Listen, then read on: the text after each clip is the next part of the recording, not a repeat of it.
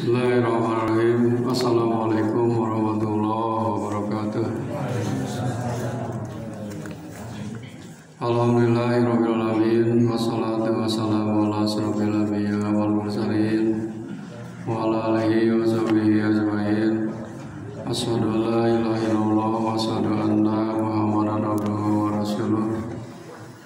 Ya ayyuhal hadirun ittaqullaha haqqa tuqatih wa la tamutunna illa wa antum muslimun. Wa qala Allah ta'ala fi ayatil ukhra a'udzu billahi minasy syaithanir rajim. Bismillahirrahmanirrahim. Summa la tus'alunna yawma idzin 'anil na'im. Para hadirin rahimakumullah. Alhamdulillahirabbil alamin. Kita masih diberi nikmat oleh Allah Subhanahu wa taala, nikmat iman, nikmat Islam, dan nikmat sehat, dan juga nikmat-nikmat yang lainnya. Mudah-mudahan nikmat yang telah Allah berikan kepada kita bisa mensyukurinya dan bisa berterima kasih kepada Allah Subhanahu wa taala dengan cara melakukan atau melaksanakan segala perintah Allah dan menjauhi segala larangan Allah Subhanahu wa taala. Para jamaah rahimakumullah, dalam mukadimah tadi saya bacakan ayat suci Al-Qur'an surat At-Takasur ayat terakhir, ayat 8. Summa la tus'alunna yauma idzin 'anil na'im. Kemudian pasti kalian akan diminta pertanggungjawaban, akan ditanya yaumaidin pada hari itu, anil naim dari segala macam nikmat. Nikmat yang telah berikan oleh Allah kepada kita terbagi kepada 3 bagian. Pertama, nikmat jasmani, kedua nikmat rohani, dan yang ketiganya nikmat rezeki.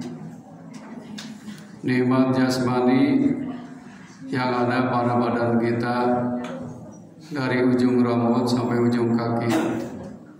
Kalau kita tapakuri nikmat-nikmat Allah yang ada pada jasad kita, sungguh sangat berharga sekali.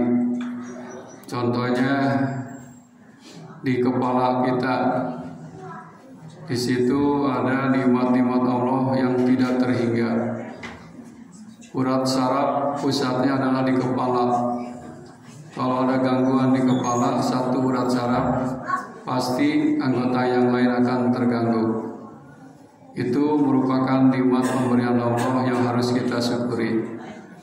Alhamdulillah kita melaksanakan saum Ramadan, kemudian sholat, kemudian qiraatul Quran, itu merupakan kita berterima kasih atas nikmat Allah Subhanahu wa taala. Sebab apa? Sebab saum, salat, dan zikir itu merupakan perintah Allah Subhanahu wa taala. Nikmat jasmani apabila oleh Allah misalkan dicabut satu saja. Contohnya apa? Misalkan telinga kita kan alat pendengaran. Oleh Allah dicabut pendengarannya, tidak mendengar. Tuli pasti suara yang pelan, yang lembut, yang sedang tidak akan terdengar. Tapi syukur bin nikmah, telinga kita masih mendengar dua-duanya. Alhamdulillah. Ini merupakan nikmat Allah yang harus kita syukuri. Sebab nikmat itu terasanya apabila sudah hilang. Contoh, gigi masih banyak, masih kuat memakan makanan yang keras-keras. Tapi kalau giginya sudah mulai copot, ompong, rapuh, apalagi lemong sampai habis, baru terasa nikmat gigi waktu punya gigi. Setelah giginya tiada. Begitulah nikmat-nikmat Allah itu terasanya kalau sudah tidak ada. Nikmat jasmani wajib kita syukuri, minimal mengucapkan alhamdulillahirabbil alamin. Yang keduanya nikmat rohani. Nikmat rohani ini seperti iman, Islam, ihsan, hidayah, ilmu, itu termasuk nikmat rohani. Tanpa hidayah mungkin hidup kita sama dengan binatang, karena binatang tidak dikasih hidayah oleh Allah, tidak dikasih ilmu oleh Allah. Yang membedakan kita dengan hewan adalah akalnya. Dengan rohaninya itu kita harus syukuri, alhamdulillah kita masih menganut agama Islam, masih punya rasa iman dalam hati, masih kita juga punya ilmu dan nanti diamalkan. Mudah-mudahan nikmat rohani ini kalau disyukuri oleh kita, insya Allah akan bertambah. Ilmunya sedikit, diamalkan akan bertambah, ilmunya makin banyak. Kemudian yang ketiganya nikmat rezeki. Nikmat rezeki ini Allah tidak pandang bulu.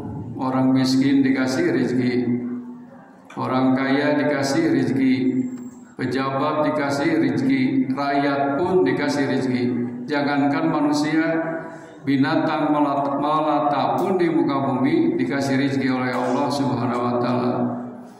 Di dalam surat Hud disebutkan ayat 6, Allah memberikan rezeki ke semua binatang yang melata, termasuk kita. Rezeki dibagi tiga, ada rezeki yang harus dijemput, ada rezeki yang harus dicari, dan ada rezeki yang datang secara tiba-tiba, tidak diperhitungkan oleh kita. Mudah-mudahan rezeki yang ada di kita ini menjadi rezeki yang barokah.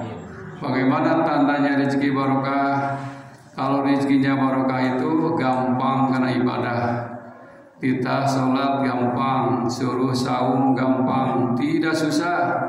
Kalau rezekinya tidak barokah, rezekinya itu jadi penghalang. Ibadah jadi lalai, sholat ditinggal, puasa juga ditinggal karena rezekinya kurang barokah. Hadirin rahimakumullah, makanya Allah Subhanahu wa taala summa latus'alunna yauma idin anin naim. Nanti akan diminta pertanggungjawabannya, akan ditanya di yaumul hisab, perhitungan amal. Oleh karena itu ada hadis Rasulullah SAW berhubungan dengan pertanyaan nanti. La tajula qadama adam yaumal qiyamah hatta antus'al arba'atin. Tidak akan melangkah kaki anak Adam pada hari kiamat kecuali akan ditanya dulu dari 4 macam. Yang pertama, al-umrihi fi ma'afnah. Umur dipakai apa? Oleh Allah dikasih umur ini sudah misalkan 80 tahun. Dulu waktu di dunia umur itu dipakai bersenang-senang atau bersendaguro atau dipakai ibadah. Yang menjawab bukan orang lain, yang menjawab amal kita. Jadi ini umur itu akan diminta pertanggungjawaban, tidak gratis, tidak, tapi nanti akan diminta pertanggungjawaban umur itu. Kemudian anjasadihi bima ablah, jasad badan dipakai apa pada waktu dunia? Sampaikan bongkok, telinga sampaikan tidak mendengar, mata sampaikan disambung oleh kacamata, kaki disambung oleh tongkat. Dipakai apa badan itu? Apakah dipakai ibadah atau dipakai maksiat kepada Allah? Ketiganya an ilmihi, ilmu juga akan diminta pertanggungjawaban. Diamalkan teu ilmuna. Misalkan kita punya ilmu sholat, asok sholat natara, punya ilmu saum, saumnya dilaksanakan tidak, itu akan diminta pertanggungjawaban. Yang terakhir, pertanyaan dari Allah Subhanahu wa taala, an-malun, harta akan ditanya. Pertanyaan harta kedua, min aina tasabah, dari mana kau dapatkan? apakah dari jalan yang haram, yang halal? Setelah hasil wapi ma'an pakoh dikemanakan dikeluarkannya? Apakah dipakai bersenang-senang, berpoya-poya, atau dipakai untuk beribadah? Jawabannya nanti ada pada diri masing-masing. Hadirin rahimakumullah, mudah-mudahan nikmat yang ada pada diri kita ini dinikmati dan disyukuri. Sebab la syakartum lazidannakum wa la kafartum inna adabi lasadid. Kalau kita bersyukur pasti Allah akan tambah lagi nikmat itu. Tapi sebaliknya kalau kita kufur nikmat, maka kata Allah, rasakanlah adabku yang amat pedih. Hadirin rahimakumullah, mudah-mudahan ini jadi tadkirah, jadi peringatan bagi kita, dan mudah-mudahan kita semua menjadi orang yang selalu bersyukur kepada Allah SWT. Al-kalam wabillahi